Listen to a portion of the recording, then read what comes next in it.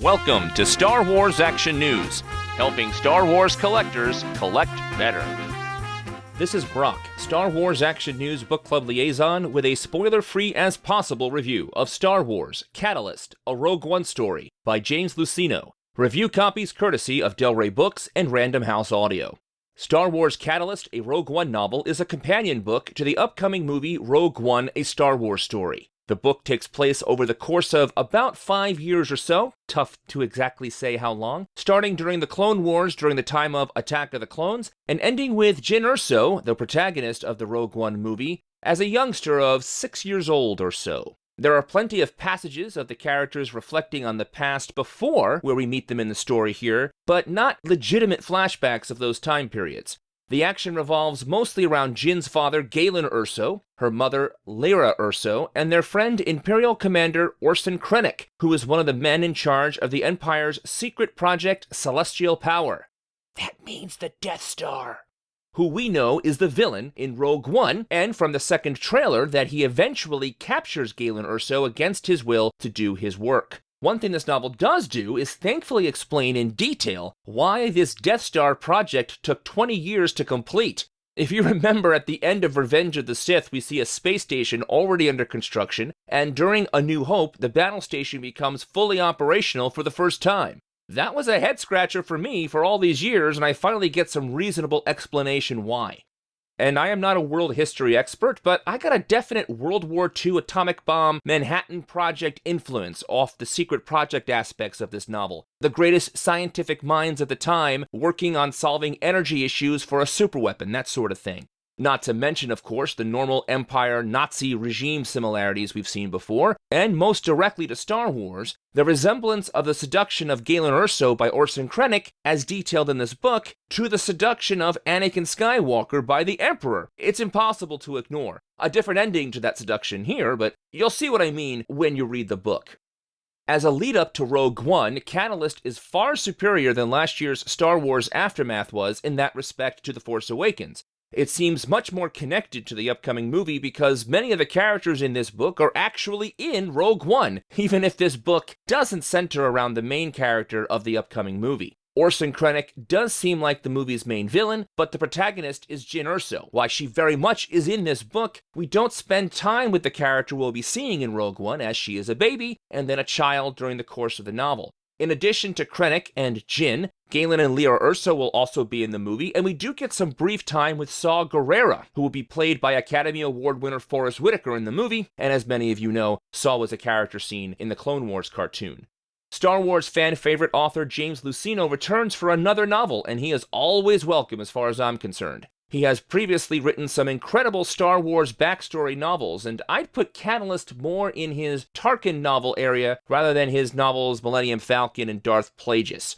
As you would expect, you can tell he has done his homework, clearly well-researched in crystals and construction issues, with sentences full of details and $20 vocabulary words, as well as a few of those awesome Luceno 50-plus word sentences. Mr. Luceno can be quite verbose at times, and sometimes the read was too detailed. There were times when I was sensing I was seeing through the author's layering of mass amounts of details to make up for the lack of plot beats. And as expected from this author, the research shows in so much connective tissue into the Star Wars timeline, as this book reaches back into the prequel movies, the Clone Wars, and after Revenge of the Sith. Plenty of details on starships, the beginning of stormtroopers, the first TIE fighters, and more for those who are into that sort of thing, and all the details weaved into the narrative as the author excels at.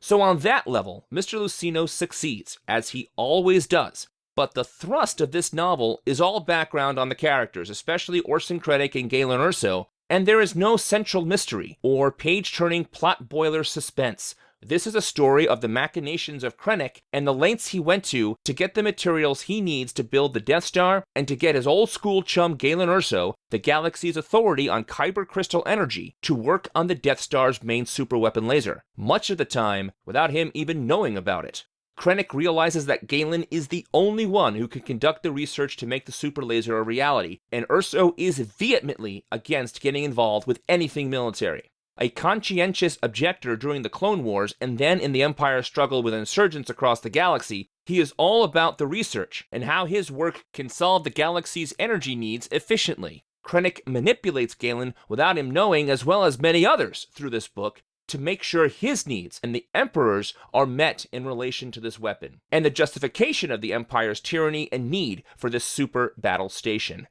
The author paints quite the picture of the driven, methodical Orson Krennic and the meticulous Galen Erso, providing plenty of detailed backstory and character-driven motivational passages, and their struggles together, their history together, their friendship, Krennic's manipulation of that friendship, and Erso's eventual realization of what is actually going on. Yet, surprisingly, I don't feel any closer to either of them as a result of this book. In fact, I have the same reaction to the characters while reading and at the end of the book that I did watching the second trailer for Rogue One. Those few seconds of visuals paired with the message of that trailer is the jumping off point, the essence of this whole book. But in 300 plus pages in remarkable detail, creating a definitive backstory to a foregone conclusion, I just wasn't buying in. I felt like I've read this story before, told in this sort of way. The old romantic comedy analogy came to mind. You know the two leads will get together at the end, so it's about the journey there and how it's told, and is it entertaining taking that journey?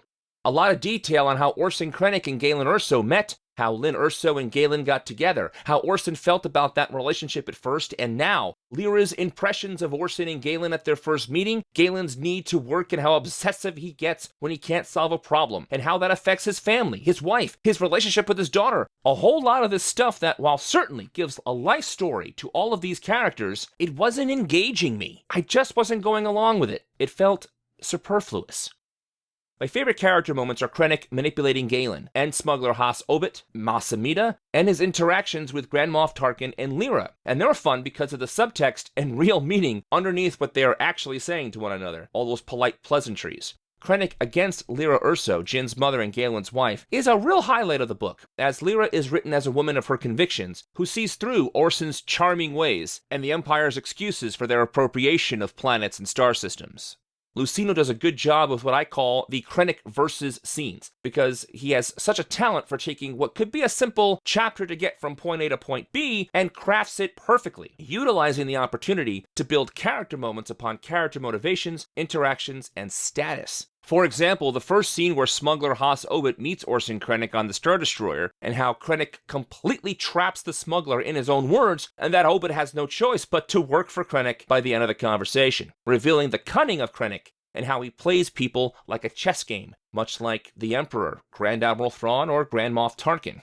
And while that is an aspect of this character I think many a Star Wars fan will like while they read this book, and I am thankful that he is not another simple-minded Imperial fat cat, he rang familiar, so close to Thrawn and Tarkin to me, but less dynamic. It started to make me wonder why the character of Krennic exists at all if you have a character like Grand Moff Tarkin who could do all of these things that Krennic is doing. Perhaps that answers in the movie. We'll find out. Luceno once again writes Tarkin well, especially as his obsessive qualities come out at the Battle of Salient II, and I think this is the best characterization of Mas Amedda I have ever read. You've heard me talk about on these reviews how some books are all plot and light on character, and how some are character studies hanging on a thinner plot, and while I usually love a good character study, here I found I needed more actual plot. The same character beats kept being played, surrounded by incredible world-building details, but I needed more meat. And you've also heard me say some Star Wars books I review are too short, at 250 pages or so, to give me a satisfying story. And here I'd have to say this story could have had the same impact on me if instead of its 330 pages, it were about 70 pages shorter. And I was ready for the climax when it finally arrived.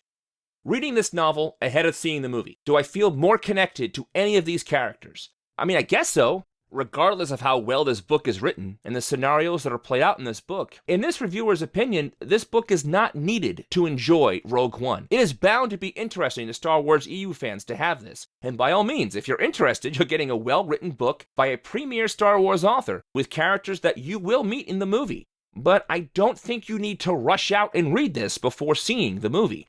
Similarly, I can't say that I am now more excited to see the movie because I have this backstory. I love Star Wars, and I, of course, am looking forward to this movie, but I find myself in the exact same place of expectation for the movie where I was before I read Catalyst. Will having read Catalyst first accentuate my Rogue One experience? Doubtful at this point, but I'll let you know for sure after I see the movie December 16th. But I am going to say, if you liked Rogue One, you may get some enjoyment out of reading this backstory to some of the movie's characters afterwards. Star Wars Catalyst, a Rogue One story, is well written, so you won't be disappointed in that regard. But while reading it, I couldn't shake how I felt this book is unnecessary. At the core, what we have here is a familiar Star Wars story told in a recognizable way. Easy to read, but ultimately rang hollow to this reviewer. Thanks for watching this video.